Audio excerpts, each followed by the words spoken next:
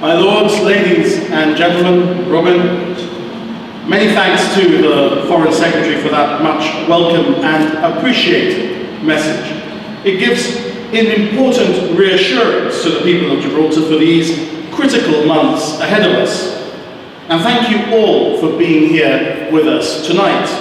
We're here in the Gherkin, 180 meters up in the sky once again this year. This is a symbol of modernity and our engagement in the new worlds of blockchain, cryptocurrency, and online commerce and living. The modern Gibraltar that is making its mark in the world as part of the British family of nations. In fact, if the result of the referendum has had any silver linings, however thin they may be, it is that Brexit has brought Gibraltar and the United Kingdom even closer together. As governments engaging across the full spectrum of issues, and as British people in one British family, we have come a long way since that morning of the 24th of June 2016.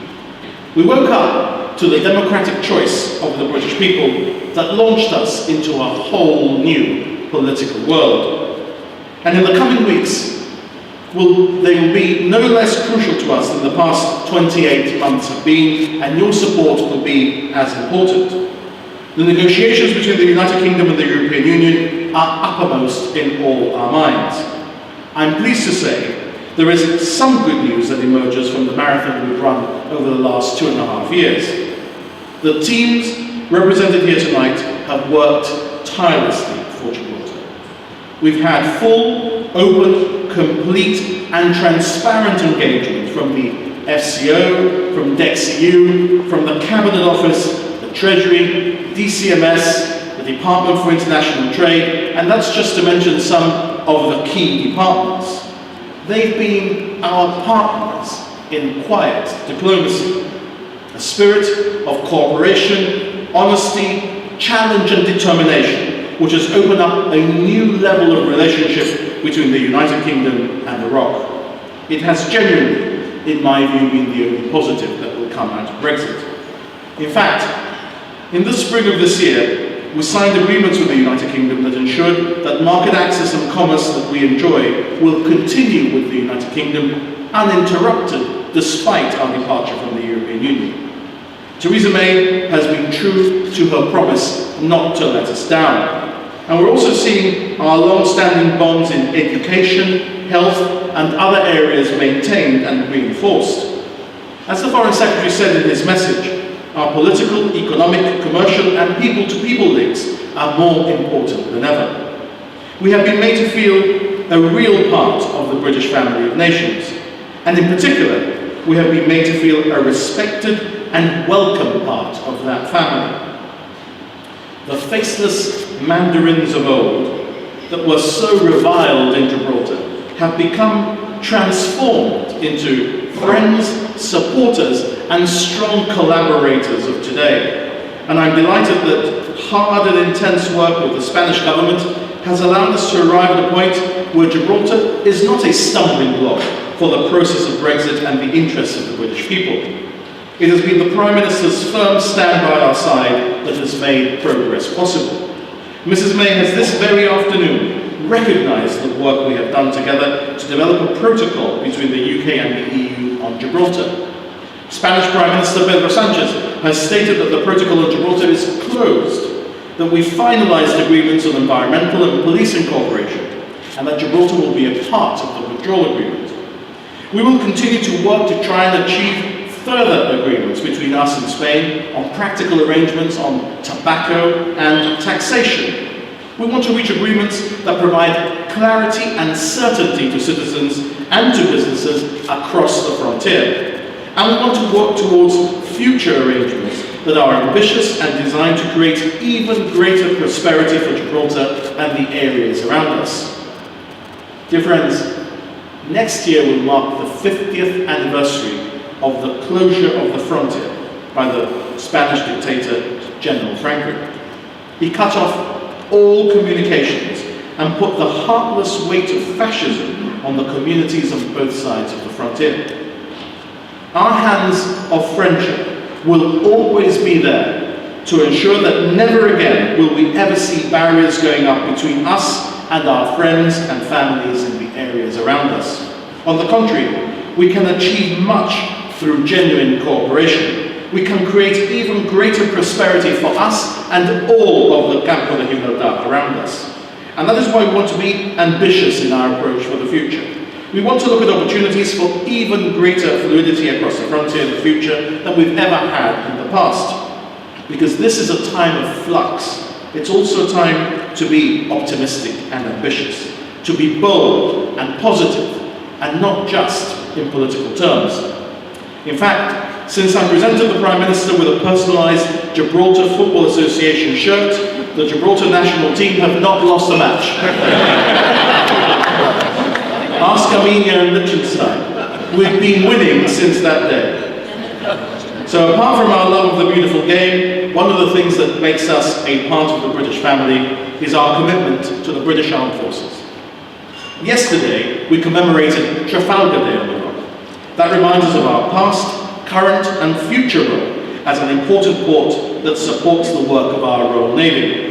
Today we're reminded that Gibraltarian men died as part of the British Armed Forces in the First and Second World Wars of the last century. Tonight, whilst we're here enjoying our canapes and drinks, let us remember the 29 soldiers of the Royal Gibraltar Regiment who are currently deployed in Bahrain in order to protect the UK's national support facility there. Their deployment began last year and will continue until April. It is the longest ever sustained deployment of the regiment's fighting power in support of the UK's defence interests in the Arabian Gulf and the Indian Ocean. As ever with our regiment, Gibraltar is immensely proud of them. For me and for every other Gibraltarian, we know that they've got the X factor. And everyone who's worked with them will agree.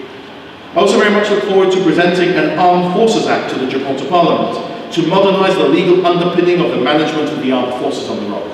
There could be no better example of our continued collaboration as British people than in the support we continue to give the British Armed Forces. Because at every level, Gibraltar is British. Red, white and proud, red, white and free, and red, white and blue.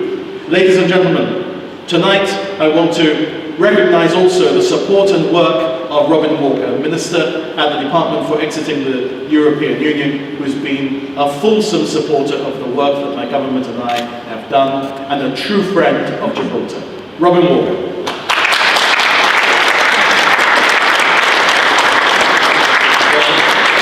Thank you, for that very kind introduction and for your fabulous words. We got you to say blue eventually. It was wonderful to hear. And it is a great pleasure to be back here for the third time, actually, to celebrate the strong links between Gibraltar and the UK. And looking around at a distinguished audience, I can see many great friends of the United Kingdom from Gibraltar, and equally true friends of Gibraltar from amongst the UK crowd. I have no doubt that tonight a solid commitment in this room to maintaining and building on the partnership between Gibraltar and the UK, and ensuring it continues to be a prosperous relationship for all. In the 3 centuries of our shared history, we have seen many changes in Europe, but our bonds have endured. Gibraltar has proved itself to be resilient and adaptable time and time again, and continues to go from strength to strength, much like its football team, which I must congratulate on those recent victories. Long may they continue. I have the privilege of chairing the Joint Ministerial Council for Gibraltar on EU negotiations several times a year, which remains the main forum for the UK and the Government of Gibraltar to discuss issues arising from our withdrawal from the European Union and beyond. I'm very pleased at the achievements which the UK and Gibraltar have delivered by working closely together in this forum. In particular, guaranteed continued market access for Gibraltarian financial services companies trading into the UK, underpinned by a shared commitment to the highest regulatory standards. Whether it be in insurance or online gaming, there are sectors where Gibraltar is truly a world leader. We want to see Gibraltar succeed and to thrive, and stand ready to help Gibraltar build on these successes and ensure its continued prosperity into the future. This is underlined by the regular engagement between our governments, including the Minister for Europe's visit on Gibraltar Day in September and my own visit, which I hope to repeat shortly, in March last year. The UK government has fully involved the government of Gibraltar in the process of the UK's exit from the European Union, ensuring Gibraltar's priorities are taken properly into account. And I'm very grateful to you, Chief Minister, and to your team for the very impressive way you have risen to that challenge and to that task. While discussions on Gibraltar's specific aspects are still in progress, we are hopeful of reaching a resolution soon, and I credit both the Government of Gibraltar for all their efforts in that regard and the Chief Minister who personally led those elements of negotiations relating to Gibraltar, for Gibraltar.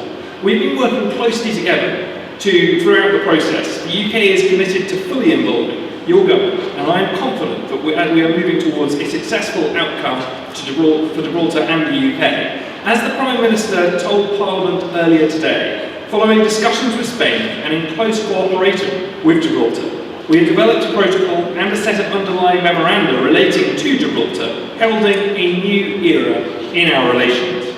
These are momentous times for us all, and as the UK and Gibraltar forge our new relationship with the European Union, and we look to a wider global future together as well.